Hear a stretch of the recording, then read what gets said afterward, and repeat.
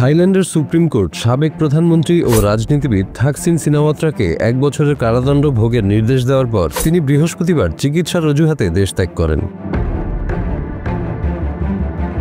৭৬ বছর বয়সী থাকসিন ২০০১ থেকে ২০০৬ সাল পর্যন্ত থাইল্যান্ডের প্রধানমন্ত্রী ছিলেন। তিনি থাই রাজনীতির এক অত্যন্ত প্রভাবশালী ও বিতর্কিত চরিত্র। ২০০৬ সালে এক সামরিক অভ্যুত্থানে তাকে ক্ষমতাচ্যুত করা হয়।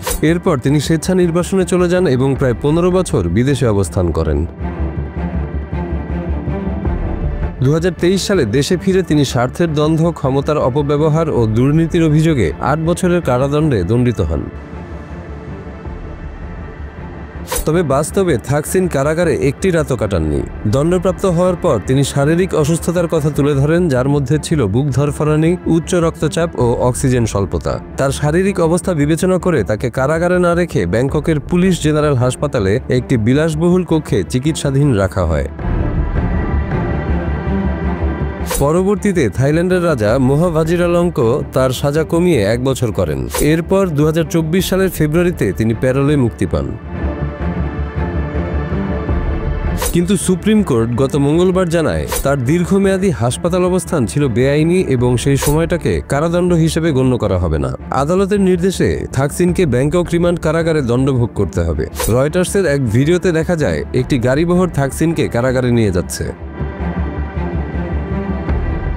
তাকে দেওয়া বিশেষ চিকিৎসা সুবিধা নিয়ে বহু প্রশ্ন উঠেছে। অনেক বিশ্লেষক মনে করেন রাজার অনুগত রক্ষণশীল রাজনৈতিক গোষ্ঠীর সঙ্গে গোপন সমঝোতার মাধ্যমে থাকসিন দেশে ফেরার সুযোগ পান। এই সমঝোতার মধ্যে দিয়ে তার সাজা কমানো ও চিকিৎসার নামে জেল এড়ানোর সুযোগ মেলে। তিনি দেশে ফেরেন সেই একই দিনে যেদিন তার পরিবারের রাজনৈতিক দল পেউ থাই সরকার গঠন করে। তবে থাকসিন এমন কোনো সমঝোতার দাবি অস্বীকার করেছেন। সুপ্রিম কোর্ট তার রায়ে জানায় থাকসিনের হাসপাতাল অবস্থান তার দণ্ডভোগ হিসেবে ধরা যাবে না, কারণ তার শারীরিক অবস্থা বহির্বিভাগে চিকিৎসার মাধ্যমে নিয়ন্ত্রণে রাখা যেত। রয়টার্স জানায় জুন মাসে মেডিকেল কাউন্সিল ২ চিকিৎসককে সাময়িকভাবে বরখাস্ত করে, যারা থাকসিনকে হাসপাতালে রাখার জন্য ভুয়া মেডিকেল রিপোর্ট দিয়েছিলেন। কারাগারের একজন চিকিৎসককেও অবহেলার জন্য সতর্ক করা হয়। আদালতের বাইরে সাংবাদিকদের সাথে কথা বলেন থাকসিনের কন্যা ও সাবেক প্রধানমন্ত্রী পেতংতার্ক সিনাওয়াত্রা। তিনি বলেন, আমার বাবা এবং আমাদের পরিবারের সবাই মানসিকভাবে শক্ত আছি। এটি ছিল সিনাওয়াত্রা পরিবারের বিরুদ্ধে ৩টি বড় মামলার মধ্যে শেষ মামলার রায়। এই পরিবার গত ২ দশক ধরে থাইল্যান্ডের রাজনীতিতে গুরুত্বপূর্ণ ভূমিকা পালন করে আসছে। এই রায় দেশটির রাজনৈতিক অঙ্গনে বড় ধরনের আলোড়ন সৃষ্টি করেছে।